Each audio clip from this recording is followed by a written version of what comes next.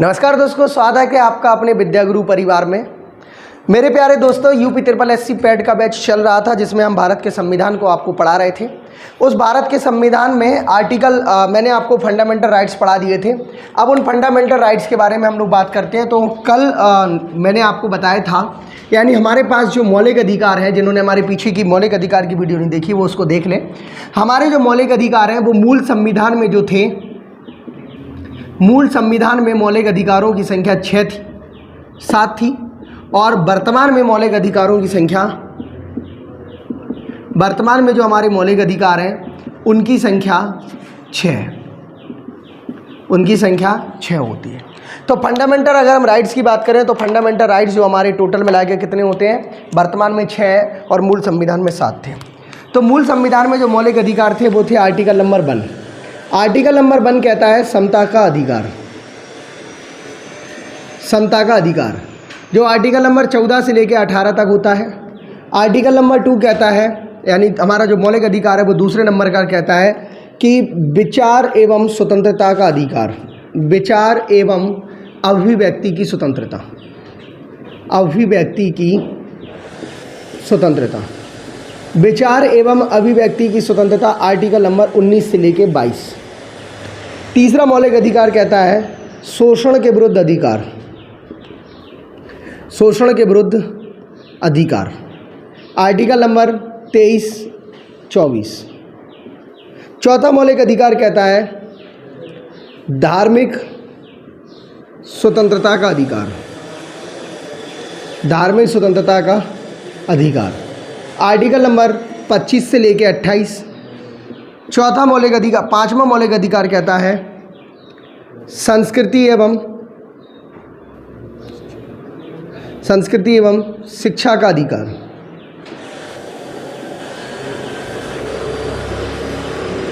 Article number 29 से लेकर 30। और छठवां मौलिक अधिकार कहता है संपत्ति का अधिकार, आर्टिकल नंबर 31। और सातवां मौलिक अधिकार कहता है संवैधानिक उपचारों का अधिकार।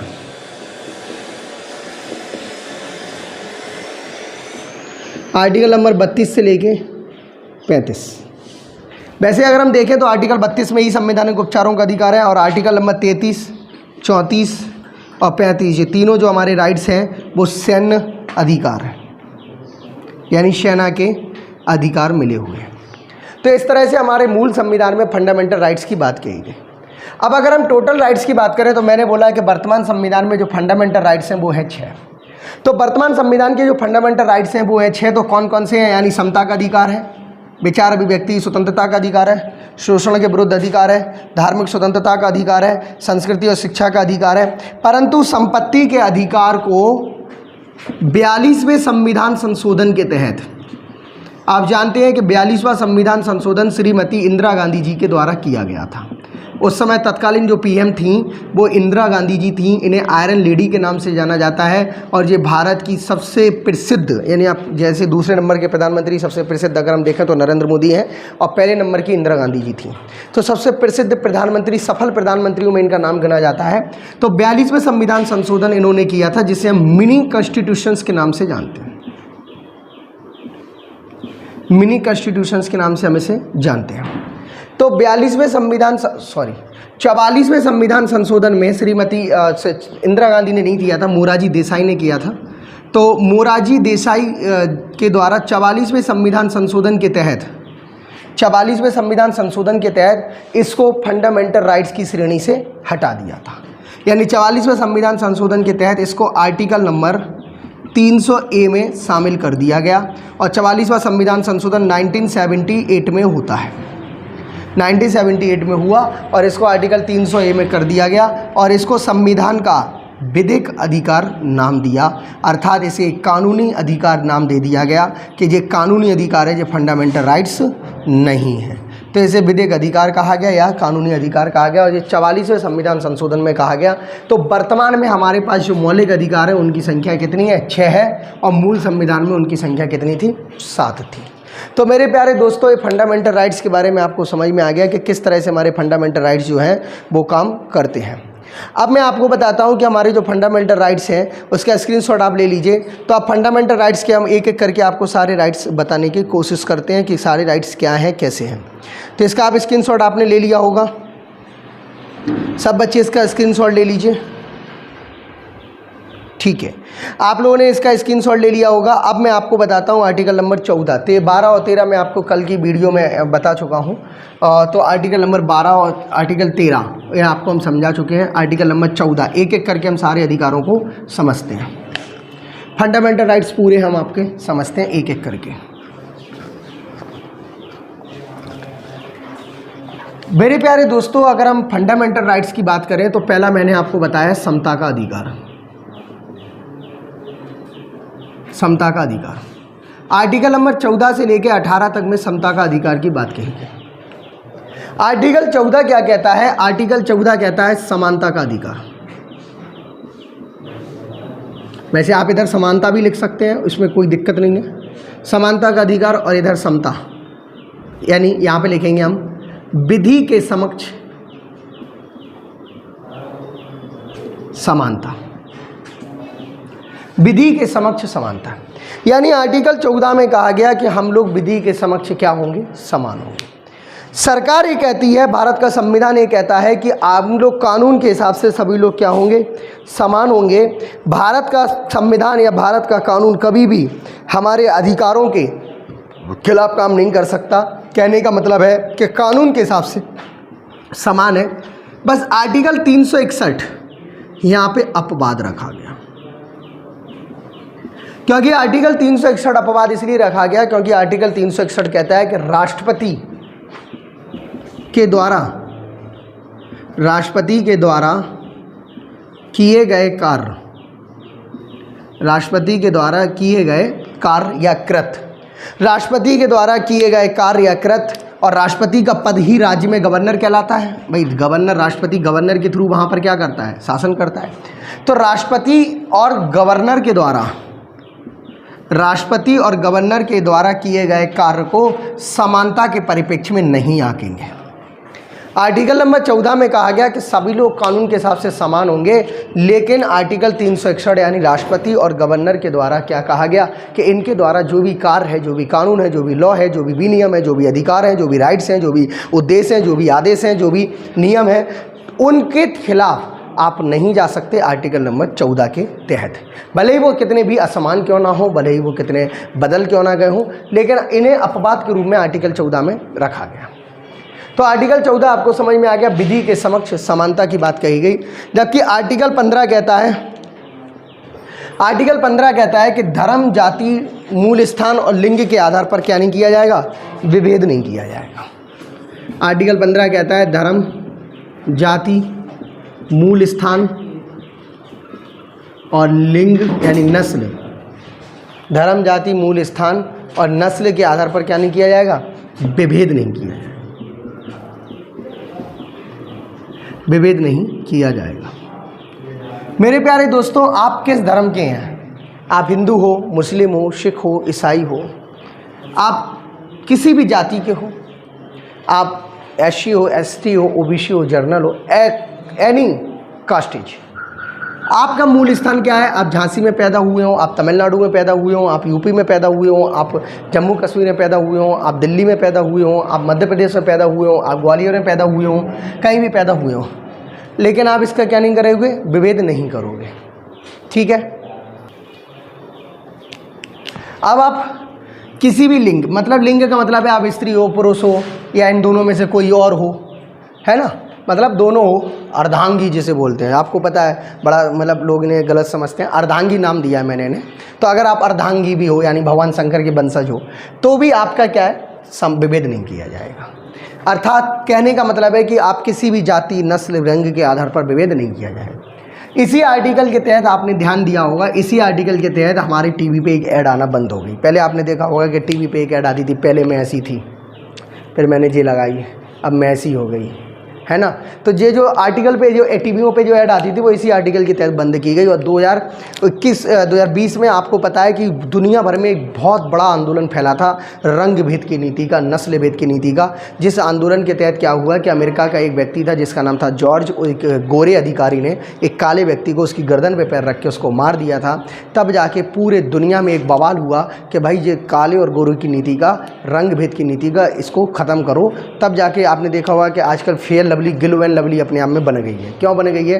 क्योंकि रंग भेद की नीति को समाप्त किया गया और पूरी दुनिया में जितने जो वाइट, गोरे होने की क्रीमें आने लगी, वाइट होने की क्रीमें आने लगी, वो सब की सब बंद कर दी गई हैं। अब उनके नाम बदल दिए गए, बंद नहीं की गई, उनके नाम बदल दिए गए जिससे काले और गोरों में विभेद ना किया जा सके। तो आर्टिकल नंबर 15 क्या कहता है? आर्टिकल 15 आपके सामने ये लिखा हुआ है। आर्टिकल नंबर 16 क्या कहता है? आपको पता है कि आर्टिकल 15 एक फिल्म भी आई थी, आयुष्मान खुराना जी की, एक हीरो एक्टर है हमारे, उनकी एक फ़िल्म आई थी आर्टिकल 15। और इस फिल्म में बहराइच में जो मायावती की सरकार में जब सरकार थी उस समय बहराइच में 2 महिलाओं को गर्दन, मतलब 2 महिलाएं जो थीं वो उनको पेड़ से, 2 बच्चियां जो थीं उनको पेड़ से टांग दिया था और 3 बच्चियों का सामूहिक रूप से बलात्कार किया गया था बहराइच में और 2 लड़कियों को उस पर टांग दिया था जाति व्यवस्था की वजह से। केवल उन्होंने 2 रुपये बढ़ाने की बात कही थी, मजदूरी को 2 रुपये बढ़ाने की बात कही थी। तो जिनकी जो कंपनी थी, फैक्ट्री थी, वो मतलब उस जाति के नहीं थे, वो लड़कियां जो थीं वो निम्न जाति से आती थीं, तो इसलिए उनको मतलब उनका रेप किया गया और उन दोनों लड़कियों को पेड़ से टांग दिया था। ये फिल्म आप देखिएगा, बहुत बढ़िया फिल्म है आर्टिकल 15, जिसमें आर्टिकल 15 पूरी तरीके से समझाया गया कि आर्टिकल 15 क्या है, कैसे काम करता है। तो मेरे प्यारे दोस्तों, आर्टिकल नंबर 16 अब हम आपको बताते हैं। आर्टिकल 16 क्या कहता है? तो आर्टिकल 16 की अगर हम बात करें तो आर्टिकल 16 में कहा गया, आर्टिकल 16 में कहा गया कि समता, लोक नियोजन के लिए समान अवसर। यहाँ पे पहले हम लिख लें, जब बिगड़ गया, समानता का अधिकार, आर्टिकल नंबर 14 से लेकर 18। तो इसमें कहा गया आर्टिकल 16 में कहा गया लोक नियोजन के लिए समान अवसर। लोक नियोजन के लिए समान अवसर। लोक नियोजन का मतलब क्या है? लोक नियोजन का मतलब है कि सरकार जो भी रूल्स बनाए, जो भी कानून बनाए, वो एक काम क्या करेगी, वो एक काम ये करेगी। एक्सक्यूज मी दोस्तों, हेलो,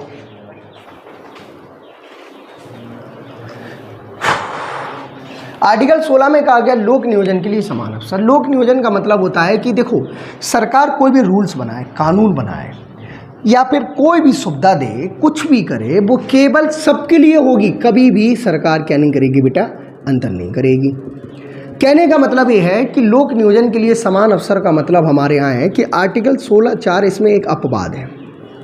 देखिए आर्टिकल 16(4) क्या अपवाद है? आर्टिकल 16(4) में कहा गया कि SC और ST या अन्य वर्ग का, SC और ST या अन्य वर्ग जो हमारे समाज में दबे कुचले हैं, जो हमारे समाज में मतलब उन्हें दबाया जा रहा है, या समाज में प्राचीन काल से वो दबे आ रहे हैं, या फिर वो हमारे यहाँ दबावपूर्ण या दबाव रहित जीवन जी रहे हैं, तो सरकार उन्हें आरक्षित कर सकती है, उनको रिजर्व कर सकती है, उनका संरक्षण कर सकती है, अर्थात उन्हें आरक्षण दे सकती है। ये आर्टिकल 4 में कहा गया, 16(4) में। ये आपको बात है, देखो मैंने कहा लोक नियोजन के लिए समान अवसर, सरकार सबको समान अवसर देगी, लेकिन 16(4) में यही बात क्या बदल दी गई कि सरकार क्या नहीं करेगी, समान अवसर नहीं देगी। हाँ माँ, अब लोक नियोजन के लिए समान अवसर इसमें मिल रखे। तो आर्टिकल 16(4) कहता है कि जो अपवाद स्वरूप है, SC ST आरक्षण, अन्य वर्ग जो दबे कुचले हैं, यानी यहाँ महिला और बच्चों के लिए भी कोई रूल्स आ सकते हैं। ऐसा नहीं है कि महिला बच्चों के लिए नहीं आएंगे, तो भैया महिला बच्चों के लिए भी सरकार रूल्स बना सकती है। तो ये एक अपवाद स्वरूप रखा गया, क्योंकि इनको समाज के मेन स्ट्रीम पर लाना पड़ेगा, क्योंकि समानता है तो पहले समान तो बना लो, पहले समान तो बना लो, तभी तो आप समानता का अधिकार दे पाएंगे। तो आर्टिकल 16(4) में कहा गया कि समानता का अधिकार, पहले हम उन्हें समान बनाएंगे, बाद में हम उन्हें समानता का अधिकार पर काम करेंगे। इसके बाद आता है हमारा आर्टिकल नंबर 17। आर्टिकल 17 कहा क्या है? आर्टिकल 17 सामने लिख देते हैं, जगह है अभी इसमें। तो आर्टिकल 17 कहता है अस्पृश्यता का अंत। अस्पृश्यता का उन्मूलन, अंत नहीं कह सकते हम, उन्मूलन कहेंगे। ये भारत का एक मात्र मतलब मौलिक अधिकारों का एक ऐसा अधिकार है जिसमें बेटा आप कभी भी संशोधन नहीं कर सकते, इसमें आप संशोधन नहीं कर सकते। ये एक ऐसा मौलिक अधिकार है जिसमें आप क्या नहीं कर सकते, संशोधन नहीं कर सकते। ये आर्टिकल नंबर 17 में कहा गया। उन्मूलन शब्द का प्रयोग इसलिए किया गया कि सरकार हर 10 साल 20 साल में ये देखेगी कि जो उसने SC और ST के संरक्षण के लिए रूल्स या रेगुलेशन या कानून बनाए हैं उनके लिए सरकार बार बार प्रयास करेगी कि उनके साथ अस्पृश्यता जैसी घटनाएं ना हो। जैसे आपको पता है कि हमारे देश में आज से आज़ादी का 75वां अमृत महोत्सव मनाया गया है। ये हमारे देश की विडंबना है कि राजस्थान के एक टीचर ने एक बच्चे को केवल इसलिए मारा कि उसने मटके से पानी पी लिया। पानी पीने का इतिहास आज का नहीं है, पानी पीने का इतिहास बहुत पुराना है। भीमराव अंबेडकर जी जो थे उन्होंने भी पानी पीने के बड़ा संघर्ष किया। अंबेडकर जी को अंबेडकर जन जन का नेता पानी पीने ने ही बनाया है। अंबेडकर जी के बारे में जब मैं पढ़ता हूँ और उसको जब हम उनका अवलोकन करते हैं तो एक बात ये देखने को मिलती है कि अंबेडकर जी महाराष्ट्र में एक तालाब में जाके लगभग 2-3 हज़ार लोगों को ले जाके एक आंदोलन खड़ा करते हैं और इस तालाब का पानी हम सब पिएंगे। पहले उस तालाब में उन लोगों को पानी पीने का अलाउ नहीं था जो SC या शूद्र कैटेगरी में आते थे, उन लोगों को पानी पीना अलाउ नहीं था। तो अंबेडकर जी पूरा एक आंदोलन खड़ा करते हैं उस पानी को पीने का। तो पानी पीने का इतिहास आज का नहीं है, पानी पीने का इतिहास बरसों पुराना है। लेकिन इस बात की विडंबना इस बात की है कि आज़ादी के 75 साल बाद भी हमारे देश में ऐसी मानसिकता, ऐसी संकीर्ण मानसिकता के लोग आज भी रह रहे हैं। स्मार्ट शहर बना रहे हैं, स्मार्ट विलेज बना रहे हैं, स्मार्ट विलेज बना रहे हैं।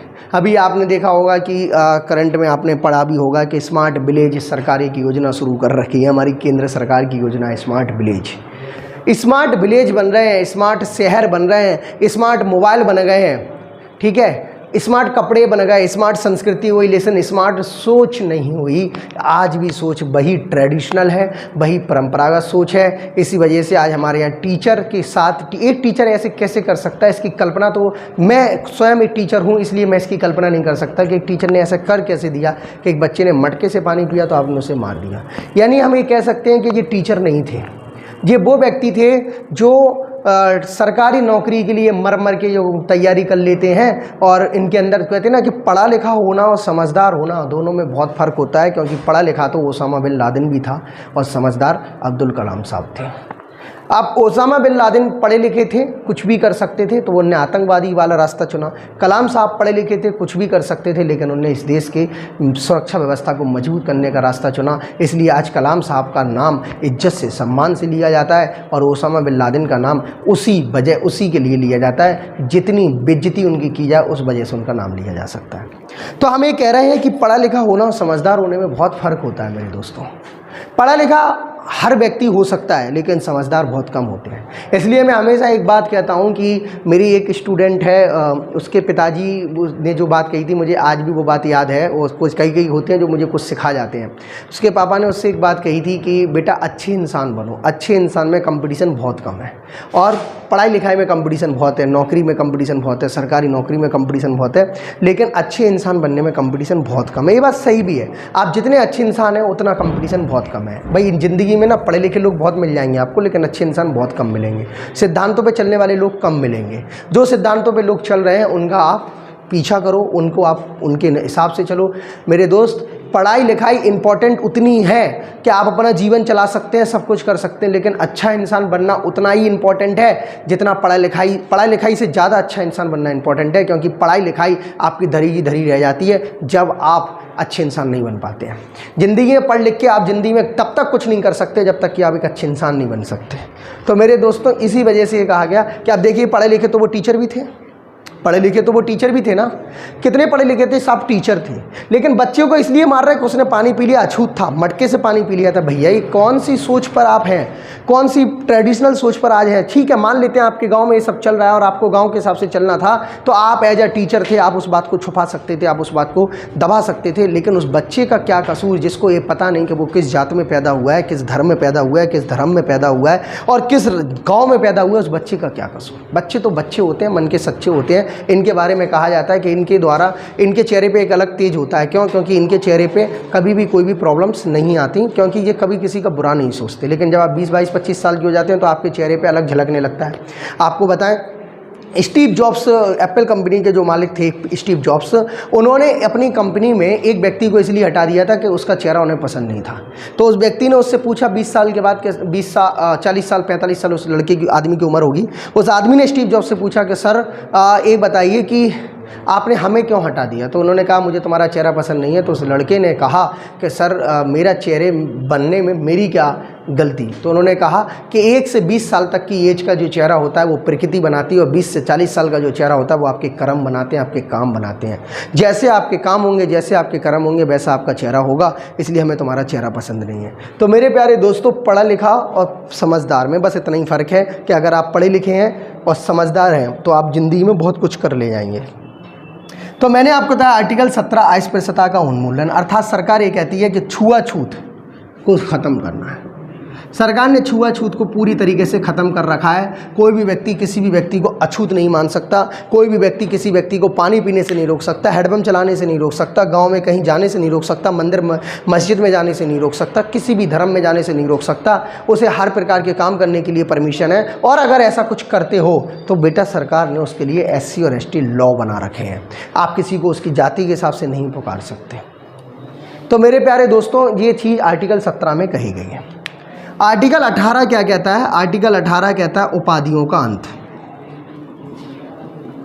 उपाधियों का अंत कहने का मतलब है कि हमारे देश में आर्टिकल 18 में कहा गया कि हम लोग उपाधियों का क्या करेंगे? अंत कर देंगे। अगर हमें कोई भी उपाधि लेना है तो हम डॉक्टर की उपाधि लेंगे, डिफेंस की उपाधि लेंगे, डॉक्टरेट की उपाधि लेंगे।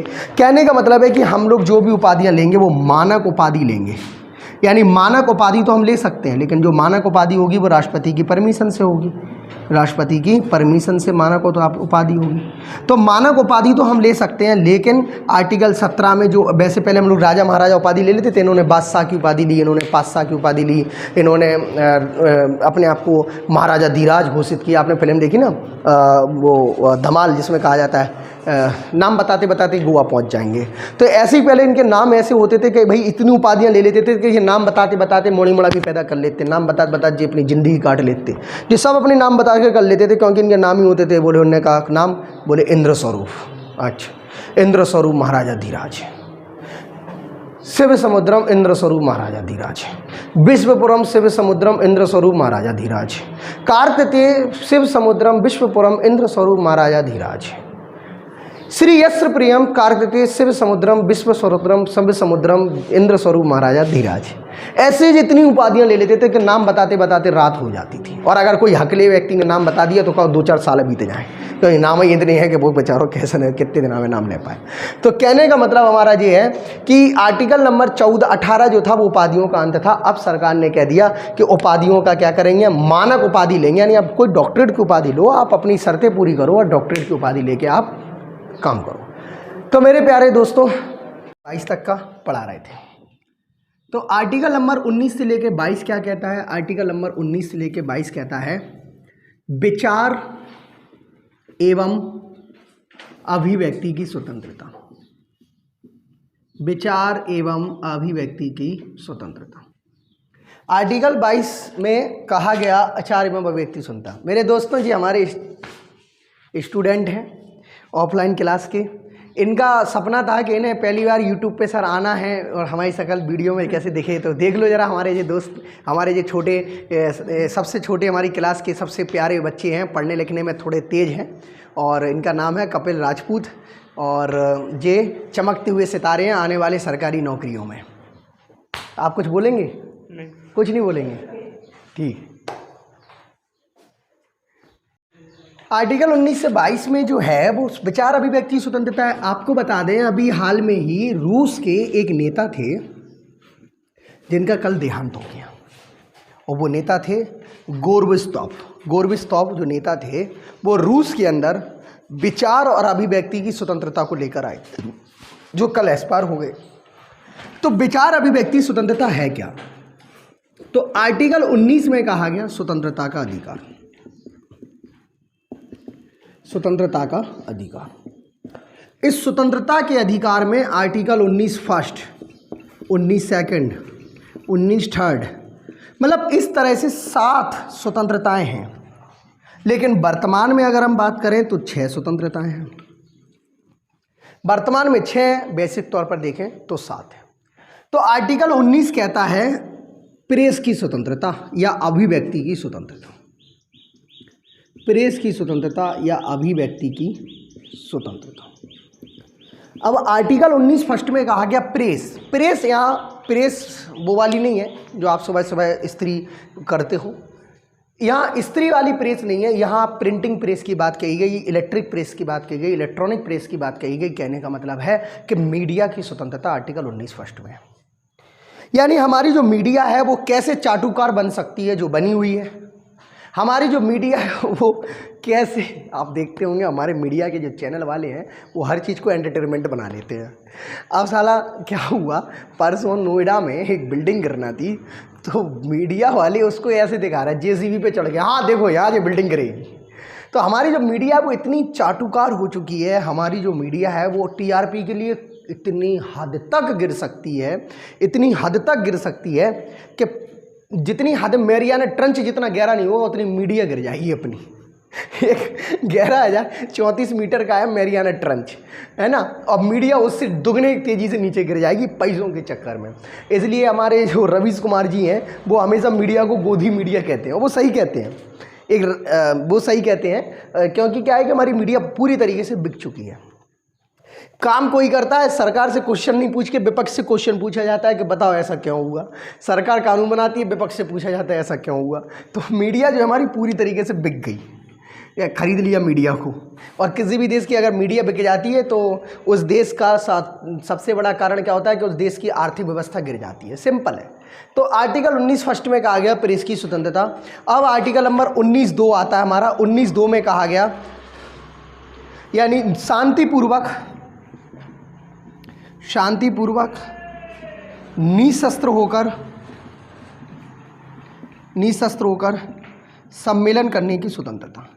यानी आप शांतिपूर्वक और निशस्त्र होकर, यानी शांति से और निशस्त्र मतलब बिना शस्त्र के, शांति से और बिना शस्त्र से आप क्या कर सकते हैं दोस्त, सम्मेलन कर सकते हैं।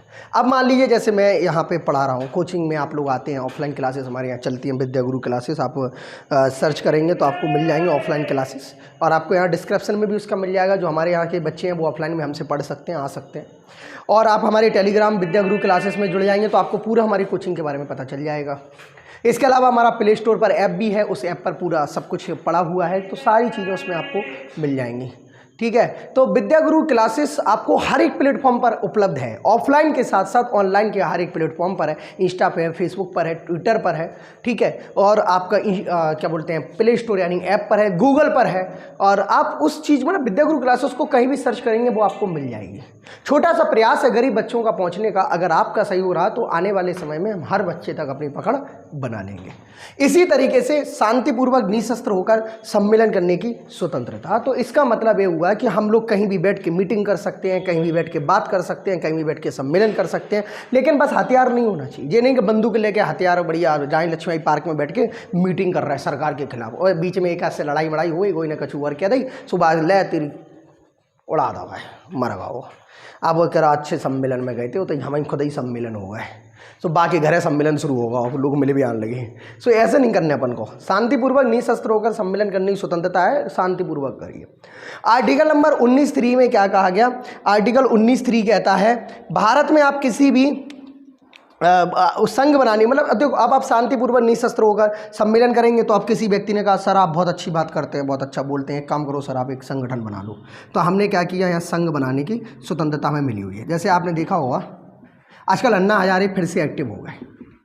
अन्ना हजारे जो अभी कुछ सालों से वनवास की यात्रा पर गए थे, अब परसों ने याद आई कि अरे हम तो समाज सेवी हैं, तो अन्ना हजारे आए और क्या बोलने लगे कि यार वो ना आम आदमी पार्टी जो है वो सत्ता के नशे में डूब गई है, ये अन्ना हजारे आम आदमी पार्टी के लिए बोल रहे हैं, उस पार्टी के लिए बोल रहे हैं जो पार्टी शिक्षा के लिए काम करती है, उस पार्टी के लिए बोल रहे हैं जो पार्टी पब्लिक के लिए काम करती है। अन्ना हजारे को याद आई। अच्छा, अन्ना हजारे को दुनिया की किसी पार्टी में कमी नहीं दिखती, दुनिया की एक पार्टी में कभी कमी नहीं दिखती, और वो पार्टी हमारी, आप समझ रहे होंगे मैं किस पार्टी की बात कर रहा हूँ, मैं उसका नाम नहीं लूँगा, बाकी आप सब जानते हैं।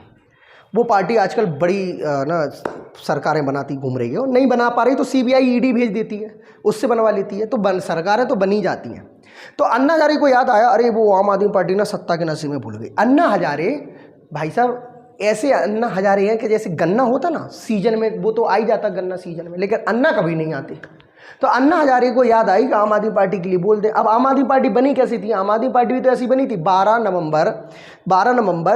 26 नवंबर 2012 को शांतिपूर्वक निशस्त्र होकर अन्ना हजारे और अरविंद केजरीवाल बैठ के मीटिंग कर रहे थे, भ्रष्टाचार मिटाओ, भ्रष्टाचार हटाओ, अनशन चल रहा था, बहुत बड़ा आंदोलन था जी। फिर उसमें से अरविंद केजरीवाल को लगा कि यार हम ना ऐसे अगर आंदोलन करते रहेंगे तो सरकार हमारी सुनेगी नहीं, क्यों ना हम खुद सरकार में उतरे और ये चीज़ें बदलें। अन्ना हजारे और इन्होंने मिलके जो भी हुआ हो इनका, तो केजरीवाल जी आए और उन्होंने क्या किया, संघ बना लिया, संगठन बना लिया, और पार्टी का नाम रख दिया आप, आम आदमी पार्टी। और चुनाव चिन्ह झाड़ू को लिया, जिससे पूरे देश में उन्हें झाड़ू लगाना है, यानी भ्रष्टाचार की झाड़ू लगाना है। उनका संकेत था भ्रष्टाचार की झाड़ू लगाना है, इसलिए उन्होंने चुनाव चिन्ह झाड़ू को लिया। तो बेटा शांतिपूर्वक निशस्त्र किया सम्मेलन, और उस सम्मेलन के बाद उन्होंने अपना संघ यानी पार्टी बनाई। अब पार्टी जब बना लेंगे, शांतिपूर्वक निशस्त्र होकर जब वो पार्टी बना लेंगे, संघ बना लेंगे, तो अब क्या करेंगे वो? अब भैया संघ बनाने के बाद वो इसका प्रचार प्रसार करने जाएंगे कि नहीं जाएंगे? घर पे बैठ के पार्टी थोड़ी काम करने देगी, तो प्रचार प्रसार करने जाएंगे। तो भारत में कहीं भी घूमने फिरने की स्वतंत्रता, भारत में कहीं भी घूमने फिरने की स्वतंत्रता। भाई घूमने फिरेंगे आप, तभी वहाँ पे लोगों से मिलेंगे, वहाँ पे अपने ऑफिस बनाएंगे, वहाँ पे अपने काम करेंगे, तभी तो आप ये सब कुछ करेंगे। तो भारत में घूमने फिरने की स्वतंत्रता, बिना घूमे फिरे आपका काम नहीं हो सकता। इसके बाद आर्टिकल नंबर 5 क्या कहता है कि आप किसी भी क्षेत्र में क्या कर सकते हैं, निवास कर सकते हैं। भाई आप घूमेंगे फिरेंगे तो आपको रुकना भी तो पड़ेगा, तो भारत में आपको निवास करने की स्वतंत्रता। अच्छा, पहले ये चीज़ ये जो स्वतंत्रता थी, ये आर्टिकल नंबर 370 के तहत जम्मू कश्मीर में नहीं थी, लेकिन अब तो आप जानते हैं कि हमारे देश के गृह मंत्री जो थे उस समय, तत्कालीन गृह मंत्री श्री अमित शाह जी के द्वारा क्या किया गया था, आप जम्मू कश्मीर को 5 अगस्त सन 2019 में और 7 अगस्त 2019 को लोकसभा राज्यसभा से बिल को पास करके 10 अगस्त 2019 में राष्ट्रपति ने इस पर साइन करके 31 अक्टूबर 2019 को जम्मू कश्मीर को केंद्र शासित प्रदेश बना दिया और आर्टिकल 370 की धारा 35A को समाप्त कर दिया। तो जो भारत में निवास करने की स्वतंत्रता है वो अब जम्मू कश्मीर में भी हो चुकी है, अब वहाँ पर भी आप कोई डिस्टर्ब नहीं है आपका। आर्टिकल नंबर 5-6 कहता है, पहले तो 5-6 जो था वो था संपत्ति का अधिकार, चूंकि 44वें संविधान संशोधन में उसको हटा दिया गया, तो अब वो चीज़ नहीं होगी, अब वो 6 में दूसरी चीज़ आ जाएगी। तो 6 में आता है क्या कि जीविका कमाने की स्वतंत्रता, जीविका कमाने की स्वतंत्रता, यानी कहीं भी आप क्या कर सकते हैं, जीविका को कमा सकते हैं, पैसे को कमा सकते हैं, काम को कर सकते हैं, आगे की कहानी को आप बढ़ा सकते हैं। तो कहीं भी आप पैसा कमाइए, कहीं भी आप धन कमाइए, अपना बिजनेस कीजिए, तो जीविका कमाने की स्वतंत्रता। तो आर्टिकल नंबर 19 में 6 प्रकार की स्वतंत्रता है। प्रेस और अभिव्यक्ति की स्वतंत्रता, यानी इसमें आप अपना नैन मटकना जो होता है ना, एकता कपूर के नाटक जो होते हैं वो सब इसी के थ्रू होते हैं बेटा, है ना। एकता कपूर के तुमने देखा होगा जितने भी नाटक होते हैं वो गले पे ख़त्म हो जाते हैं, अगले दिन फिर शुरू होता है पैरों से, है, और दिन भर मॉर्निंग में औरतें जुड़ी रहती हैं, कहा है वो को हो सकता, वो सिंदूरा नहीं वो सारा कुमकुम हुई है, तो यही चलता रहता है। तो वो अभिव्यक्ति स्वतंत्रता है, प्रेस और अभिव्यक्ति स्वतंत्रता। आप देखते हैं कि फिल्में जो बनती हैं वो प्रेस और अभिव्यक्ति स्वतंत्रता, मतलब अभिव्यक्ति स्वतंत्रता से बनती है, वो अपने आप को व्यक्त करते हैं।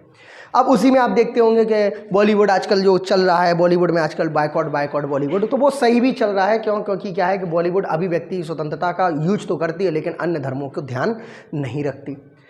शांतिपूर्वक निशस्त्र होकर सम्मेलन, आप समझ गए कि हम लोग बैठ के आराम से शांतिपूर्वक सम्मेलन करेंगे, संघ यानी पार्टी बना सकते हैं, भारत में कहीं भी घूमेंगे फिरेंगे, है ना, ऐसा करेंगे। और क्या, भारत में निवास स्वतंत्रता, कहीं भी जाओ रहो, कहीं भी आप मतलब होटल में रहो, आजकल वो के होटल भी सब जगह मिल जाते हैं, तो कहीं कोई दिक्कत नहीं है। तो भारत में निवास करने की स्वतंत्रता है। जीविका कमाने की स्वतंत्रता भी है। तो जीविका कमाने का मतलब क्या होता है कि यहाँ पर हम लोग जीविका कमा सकते हैं, पैसा कमा सकते हैं, कहीं भी जाके लोगों को लूटो, ठीक है। तो जीविका कमाने की स्वतंत्रता चलती रहती है। अब आता है हमारा आर्टिकल नंबर 20। आर्टिकल 20 क्या कहता है इसके बारे में हम बात करते हैं। तो दोस्तों आर्टिकल 19 आपको अच्छे से समझ में आया होगा और यहाँ से सीधे सीधे क्वेश्चन पूछे जाते हैं। एनटीपीसी में आर्टिकल नंबर 19 फर्स्ट का क्वेश्चन आपसे पूछा गया हुआ है और रेलवे ग्रुप डी में भी अभी पूछा हुआ है 17-18 तारीख की शिफ्ट में कि कौन सा आर्टिकल 19 फर्स्ट में स्वतंत्रता या प्रेस की स्वतंत्रता किस आर्टिकल में आती है। तो आप ग्रुप डी के अगर पेपर देना है और पैड का अगर आपको पेपर देना है तो आप आर्टिकल 19 फर्स्ट को पढ़ के जरूर जाइएगा, बहुत इंपॉर्टेंट है। आर्टिकल नंबर 20 क्या कहता है? आर्टिकल नंबर 20 कहता है अपराध से संरक्षण। भैया अपराध से संरक्षण। अब बेटा इसमें भी ना संरक्षण, इसमें ना आर्टिकल 20A है यानी 20 फर्स्ट। अपराध से संरक्षण का मतलब क्या होता है? अपराध से हम लोग सुरक्षा करेंगे, अपराध से हम लोग क्या करेंगे? संरक्षण करेंगे। तो अपराध से संरक्षण में कहा गया कि देखिए अपराध से संरक्षण का मतलब है कि जब तक दोष सिद्ध ना हो जाए, दोष सिद्ध ना हो तब तक आप उसे अपराधी नहीं कहेंगे। जब तक कि आपका दोष सिद्ध ना हो तब तक आप उसे अपराधी नहीं कहेंगे, ठीक है? क्योंकि हमारे यहाँ क्या है, सीधा सीधा सा रूल है कि अगर दोष सिद्ध हो गया तो आप उसे अपराधी कहेंगे। आपने देखा होगा न्यायालय में, फिल्मों में आप देखते रहते हो कि जब हम लोग कहते हैं आरोपी तो तुरंत एक दूसरा वकील रोक देता है कि जज साहब इन्हें समझाइए कि जब तक दोष सिद्ध नहीं हो तब तक आप उसे आरोपी नहीं कह सकते। आर्टिकल 20B क्या कहता है कि एक अपराध के लिए एक सजा है। एक अपराध के लिए, एक अपराध के लिए एक सजा। ऐसा नहीं है कि मान लीजिए आपने मर्डर भी कर दिया तो 7 साल उसकी है, फिर आपने मर्डर के साथ लड़की का रेप भी किया था तो 14 साल उसकी है, यानी 14 साल मर्डर की है, 7 साल रेप की है, हो गए कितने? 21 साल। फिर आपने क्या किया था, लड़की को रेप करने के बाद उसका ही मतलब कान से जेवर चुराए थे, गले में वो जो भी पहने थी वो चुराया था, है तो फिर आपने बोले 4 साल उसकी सज़ा हो गई। सो कितने हो गए साहब? 25 साल हो गए। फिर आपने क्या किया, भागे तो आपने लोगों को जख्मी किया, वहाँ के लोगों को बेहोश किया, छिड़काव किया, तो जान से मारने की प्रयास उन्हें भी किया, तो फिर साहब 7 साल उसकी सज़ा हो गई। जो बोले कितने हो गए? 32 साल। तो भाई जिंदगी में वो जेल में थोड़ी रहेगा। तो सीधी सी बात है, एक अपराध के लिए एक सज़ा, एक अपराध के लिए एक सज़ा। कहने का मतलब है कि भैया आप अपराध अगर करते, मतलब ऐसे एक साथ आपने सारे अपराध किए तो उसी हिसाब से आपको सज़ा मिल जाएगी। लेकिन अगर आप एक अपराध करे या फिर आप दूसरी बार अपराध कर रहे हैं, मतलब करके सज़ा काट के या फिर आप दूसरी बार अपराध कर रहे हैं तो फिर सज़ा मिलेगी। सिंपल। ऐसा नहीं है कि आप एक बार सज़ा काटे तो अब आप फ्री होल्ड हो गए, चाहे कछु करो। नहीं साहब, ऐसा नहीं हो सकता। तो कहने का मतलब हमारा ये है कि यहाँ पर किसने, अब दूसरा तीसरी बात यह है कि आप देखो किसी भी व्यक्ति के खिलाफ गवाही देने से मजबूर नहीं कर सकते। आप गवाह को मजबूर नहीं कर सकते कि नहीं तो मैं बोलना ही है, ज़बरदस्ती आप उसको गवाह को मजबूर नहीं कर सकते। जैसे इसमें आर्टिकल एक्चुअली 20(3) जो है ना, वो 20(3) ये भी कहता है कि चुप रहने का अधिकार है। गवाह को मजबूर करने का मतलब है चुप रहने का अधिकार। चुप रहने का अधिकार का मतलब क्या है कि जैसे मैं आपको एक केस बताता हूँ, राजेश तलवार और नुपुर तलवार की मोड़ी हत्या, आरूसी हत्याकांड आपने बड़े सुना होगा। आरूसी हत्याकांड 2008 का वो केस था। राजेश तलवार और नुपुर तलवार घर में कमरे में सो रहे थे, उनकी बेटी ऊपर कमरे में सो रही थी। उसकी बेटी का मर्डर हो जाता है, बेटी को छत पे ले जाया जाता है, बेटी को बोरी में बंद कर दिया जाता है, उसके पीस कर दिए जाते हैं। लेकिन राजेश तलवार नुपुर तलवार जगते नहीं हैं, सोते रहते हैं। सुबह देखते हैं तो वो मर गए, लड़की मर गई। पुलिस आई, पुलिस भी क्या है, बड़े घरों में जब जाती है ना तो वो थोड़ी सी दबी रहती है। तो पुलिस ने ऐसे लापरवाह काम किया कि वहाँ ना फिंगरप्रिंट उठाए ना कुछ उठाए, क्योंकि इतना बड़ा घर था कि 40,000 दांत देखने के लेते थे, निकालने के सोचो कितने लेते होंगे। और बड़े डेंटिस्ट थे राजेश तलवार नुपुर तलवार, बड़ा पैसा था इन लोगों के पास। तो भैया इन लोगों ने क्या किया, पुलिस ने लापरवाही दिखाई और सारे सबूत सब मिटा दिया। फिर इसकी मांग उठने लगी, सीबीआई, मर्डर मिस्ट्री है ये बहुत बड़ी, सीबीआई की जांच हुई। सीबीआई ने कहा कि नहीं यार, राजेश तलवार नुपुर तलवार ने इनकी बेटी को मारा। फिर सीबीआई ने दोबारा जांच की तो बोले नहीं मारा, ऐसे ही चलता रहा। लेकिन यहाँ पर एक चुप रहने के अधिकार का आर्टिकल थ्रू हुआ। क्या कि राजेश तलवार नुपुर तलवार से जब पूछा गया कि तुमने अपनी बेटी को मारा, तो ये तो चुप है, बोल ही नहीं रहे, गम है इन्हें अपनी मोड़ी मरने का, तो ये चुप थे। तो पुलिस उन्हें मार भी नहीं पा रही थी। पुलिस का मतलब है सीबीआई उन्हें मार भी नहीं रही थी, क्योंकि हर व्यक्ति को चुप रहने का अधिकार है। ठीक है। अब क्या हुआ कि भाई इसी आर्टिकल के तहत तो लाइव डिटेक्टिव टेस्ट बंद कराया गया। भाई जो होता है ना पॉलीग्राफी टेस्ट, पॉलीग्राफी टेस्ट क्या होता है कि अगर आप झूठ बोलते हैं तो आपका सच बुलवाया जाएगा, और अगर आप नहीं बोलते हैं तो भी आपसे बुलवाया जाएगा। तो पॉलीग्राफी टेस्ट इसी आर्टिकल के तहत बंद किया गया, क्योंकि एक तरफ आप उसे चुप रहने का अधिकार दे रहे हैं और दूसरी तरफ आप उसका टेस्ट करा के ज़बरदस्ती उसे बुलवा रहे हैं। तो आर्टिकल 20(3) के तहत पॉलीग्राफी टेस्ट बंद कर दिया गया। और इस आर्टिकल को कहाँ डाल दिया गया, इस पॉलीग्राफी टेस्ट अब तभी होगा जब सुप्रीम कोर्ट की परमिशन होगी या कोर्ट की परमिशन होगी। ये तभी होगा जब कोर्ट की परमिशन होगी, अन्यथा ये कोर्ट पॉलीग्राफी टेस्ट नहीं होगा। तो आर्टिकल 20(3) में चुप रहने का अधिकार है, यानी अगर आप कोई मर्डर कर देते हैं, कोई चोरी कर देते हैं, कोई भी क्राइम कर देते हैं, अगर आप चुप हैं तो पुलिस आपको मार नहीं सकती, पुलिस आपसे कुछ कह नहीं सकती, क्योंकि वो चुप रहने का अधिकार है। उसमें आप चुप हैं, पुलिस का काम है वो फॉरेंसिक टीम बुलाए, वो जाँच करे, इन्वेस्टिगेशन करे, डज नॉट मैटर, वो कुछ भी करे, वो सबूत इकट्ठे करे, पब्लिक को परेशान नहीं करेगी, पब्लिक को मारेगी नहीं, पीटेगी नहीं, 3rd डिग्री टेम्परेचर नहीं देगी। कहने का मतलब है कि उसको कोई भी तरीके से पनिश नहीं किया जाएगा, क्योंकि वो अपने आर्टिकल का प्रयोग कर रहा है। तो इस तरह से आपके आर्टिकल 20 हैं, 20A, 20B, 20C इंपॉर्टेंट है, आपको याद होना चाहिए। अब बात करते हैं हम आर्टिकल नंबर 21 की। आर्टिकल नंबर 21 क्या कहता है उसके बारे में बात कर लेते हैं। तो आर्टिकल 21 में कहा गया, आर्टिकल 21 में कहा गया भैया प्राण एवं दैहिक स्वतंत्रता, बहुत इंपॉर्टेंट है, प्राण एवं दैहिक स्वतंत्रता। तो प्राण एवं दैहिक स्वतंत्रता का मतलब है कि आपको आपके प्राण की, आपको आपके शरीर की भैया स्वतंत्रता रहेगी। इसमें स्वतंत्रता, इस स्वतंत्रता में निजता का अधिकार भी आ जाता है, निजता का अधिकार आ जाता है। निजता का अधिकार, निजता का अधिकार का मतलब होता है इसमें एक ऐसी स्वतंत्रता आ जाती है, आधार कार्ड बनना है नहीं बनना है, आर्टिकल 21। आपको अपनी पसंद की मोड़ी से ब्याह करने के नहीं करने, आर्टिकल 21।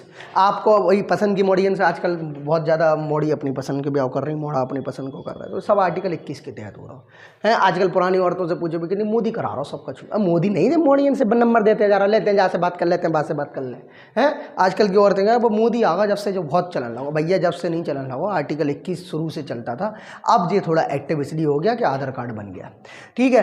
तो आर्टिकल 21 में आपको अपने शरीर की स्वतंत्रता का पहनने, आजकल मोनियन से कहा जो नहीं पहनो वो नहीं पहनो, तो वो कहती तुम क्या करोगे हमें का पहनना है। तो एक लड़के का जवाब था, एक दिन एक लड़के ने ऐसा जवाब दिया, वो बोली तुम क्या करोगे मैं का पहनना है, तो लड़का बोला तुम क्या करोगे मैं का देखने हैं, हम भी कछु भी देख सका, समझ रहे। तो भाई साहब आजकल तो मोड़ा मोड़ियन से बोलवे की भाई साहब बहुत बड़ी समस्या है। सो का पहनने का नहीं पहनने, कैसे पहनने कैसे नहीं पहनने, सिगरेट पीने, दारू पीने, जो पीने सब पी लो भाई साहब, सब कछु पी लो, समझ रहे। तुम इतना पियो कि ठटरी बन जाए तुम्हारी, जब तक ठटरी नहीं बने तब तक पियते ही रहो, काय निजता को अधिकार है, कोई दिक्कत ही नहीं है, समझ रहे।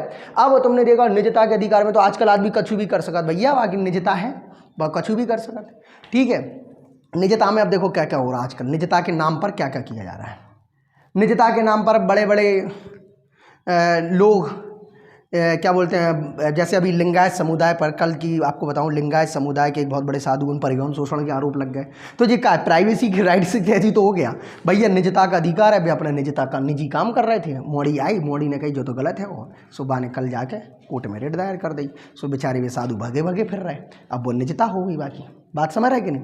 तो कहने का मतलब है निजता के अधिकार के तहत सरकार भी बहुत अटक कर रही है। आधार कार्ड बना दो ले साहब, आँखन की वे ले लें, पुतलियाँ हाथन की वे ले लें, इस वो क्या बोलते हैं फिंगरप्रिंट स्क्रीनशॉट जिसे हम बोलते हैं और जाने काय की निजता बनाए रखा। आजकल तुमने देखा होगा, अब देखना निजता के खिलाफ बोले व्हाट्सअप में क्या है, प्राइवेसी का उल्लंघन होता है। सो नौ व्हाट्सअप आवा, व्हाट्सअप जीबी वहाँ में सालो स्टेटस को ये दिखावे के लाना डालो, बहुत देखा तो नहीं है, पूरा मोहल्ला देख ली थी है कि का स्टेटस डालो, कोई ने डालो अपने महिला मित्र के लाने कि आई लव यू सोना, आई लव यू बाबू, और पता लगा सोना बाबू ने देखो नहीं है, सोना बाबू के बाबूलाल ने देख लो और पिटाई भाई मोड़ी की, क्या रही तेजा से प्यार कर रही है, पिट रही हो बेचारी घंटन के हिसाब से।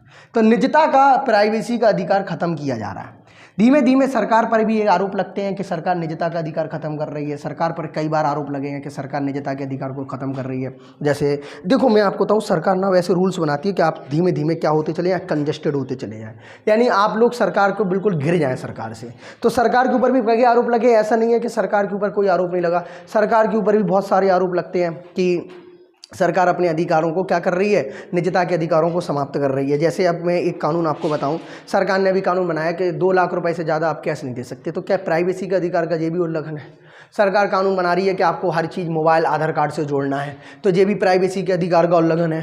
तो इस तरह से क्या है, निजता के अधिकार का उल्लंघन है। तो आर्टिकल 21 अब आप समझिएगा, एक बात याद रखना, आर्टिकल 20 और 21 कभी नहीं छीना जा सकता, ना 20 छीना जा सकता, ना 21 छीना जा सकता, चाहे कुछ भी हो इस देश के अंदर, आर्टिकल 20-21 कभी नहीं छीना जा सकता, ठीक है। क्रीम लगाओ, पाउडर लगाओ, मुल्तानी मट्टी लगाओ, गोबर लगाओ, हैं गैया का मूत्र पियो, कुत्ता को खाओ, सांप खाल लुअर फतरा जो करना वो करो, निजता के अधिकार में सब कछु जायज है, सब जायज है निजता के अधिकार में। और जी ने कहीं ना जाए सुबह सुप्रीम कोर्ट में केस लड़ा रहे, जो ही बात को केस उतरे सब इनने हमारी निजता का उल्लंघन कर दो। सुप्रीम कोर्ट भी 4-5 साल लगा दे, पर 5वें साल वो आदेश देते नहीं जी निजता नहीं है, जी निजता है, जी है लुअर है फतरा है, 10 साल तक तुम जब तक यूज करते रहो कोई दिक्कत नहीं है, ये चीज़ें। तो निजता के अधिकार आपको समझ में आ गया होगा। अब आर्टिकल नंबर आता है हमारा 22, जो आज की क्लास का अंतिम आर्टिकल है। तो आर्टिकल नंबर 22 में क्या कहा गया? गिरफ्तारी से संरक्षण, गिरफ्तारी से संरक्षण।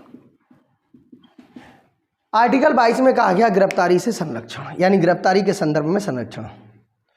तो अब इस गिरफ्तारी में क्या कहा गया? इस गिरफ्तारी में कहा गया कि व्यक्ति को जब आप गिरफ्तार कर रहे हैं तो उसे कारण बताओ कि क्या उठा ले जा रहे हैं, समझ रहे?